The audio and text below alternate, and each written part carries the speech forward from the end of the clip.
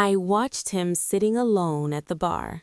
No laughter, no forced smiles, no terrified employees pretending to like him anymore. Just him, and the realization that the power he thought he had never actually existed. And the best part? I didn't yell, I didn't threaten, I didn't break a single rule.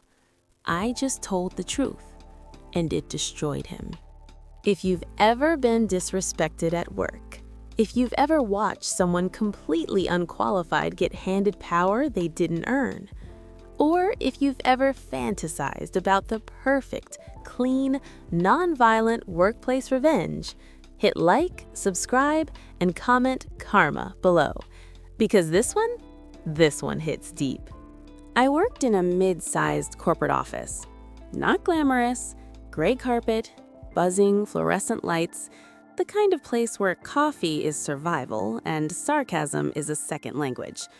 There were about 30 of us on the team, all hourly, all overworked. Most of us had been there for years. We knew the rules. HR rules, promotion requirements, leadership experience minimums. And most importantly, we knew who wasn't qualified. Let's call him Evan. Evan had been with the company less than a year.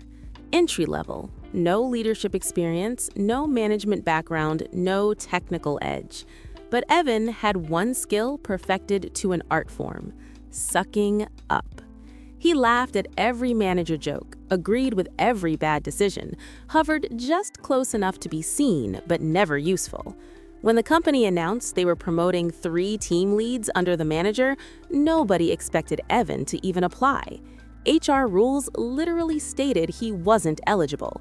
But somehow, against policy, against logic, against the resumes of multiple senior employees with spotless records, Evan got promoted. The room went quiet when the announcement was made. Not shocked quiet, angry quiet.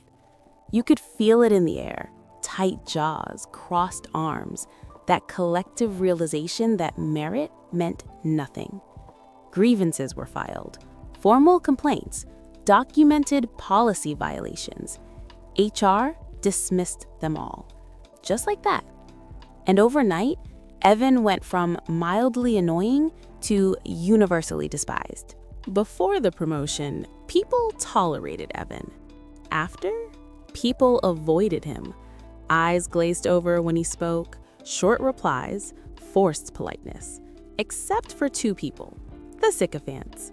The ones who laughed too loudly, agreed too fast, clung to him like satellites orbiting fake authority. It was honestly fascinating watching grown adults degrade themselves for the illusion of proximity to power. Middle management noticed the tension, the avoidance, the complete lack of respect. So they pulled Evan aside. And instead of asking why no one respected him, they told him something incredible. You need to find a way to get people to like you. That sentence, it changed everything. Evan's solution? Mandatory fun. Monthly happy hours. Not officially required, but you should think of them as required. After work, unpaid at a bar. People panicked. Some had hour-long commutes. Some had kids. Some needed sitters. And they were terrified.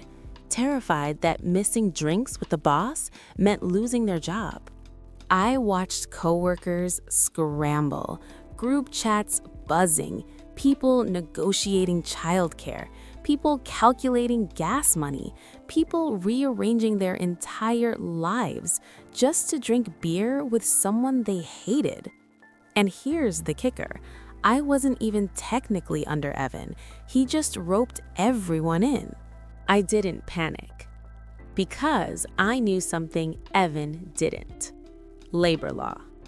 Hourly employees cannot be required to attend unpaid work events, period. So I declined the invite, politely, calmly, firmly. That's when Evan started circling my cubicle. Once, twice. The day before, the day of. subtle pressure, passive-aggressive comments. You sure you can't make it? It'd be good for visibility. Management notices these things. I smiled and said no. Finally, I said it plainly. There's no way I'm spending my free time with work people. If you want me there, put me on the clock. Otherwise, you can't require it. Dead silence. Evan's face tightened, jaw clenched, ego bruised. He stormed off. The next morning, the office felt weird. Everyone pretending they had fun. Fake smiles, forced laughter. You could tell they just wanted Evan to leave them alone. At 10 a.m., we had stand-up, and Evan was glowing. He praised the happy hour, talked about bonding, team culture. Then he locked eyes with me and singled me out. Called me antisocial, implied I wasn't a team player. Warned that management notices people who skip required events in front of everyone. I nodded and smiled. 20 minutes later, I sent an email to the entire team. No insults, no accusations, no anger. Just facts. Hey all, a few people asked me about after-work events and whether they're required. For hourly employees like us, state statute X says we can't be required to attend unpaid work functions. So if you can't find a sitter or can't make it, no worries at all. Friendly, helpful, devastating. You could feel it instantly. People straightened, whispers started, relief spread across faces. Fear evaporated. Evan, frozen. That month's happy hour, 2 people showed up, both sycophants. Evan sat alone, checking his phone, sipping his drink, avoiding eye contact. The next month, same result, only this time people laughed about it. Evan finally understood. You can't force respect. You can't mandate likability. And power without consent is nothing. Happy hours quietly disappeared. So did Evan's confidence. Meetings got shorter, his voice softer, authority questioned. A few months later, Evan wasn't a team lead anymore. Restructuring, sure. I didn't scream, didn't threaten, didn't break a rule. I just knew my rights. And sometimes, knowledge is the sharpest weapon in the room. Karma doesn't always explode. Sometimes it arrives quietly, in an email with perfect formatting. If this story gave you that rush of justice, like, subscribe, and share your own workplace revenge in the comments. Click the next video for another story where arrogance meets consequences. Because trust me, this isn't the last fake boss to learn that lesson.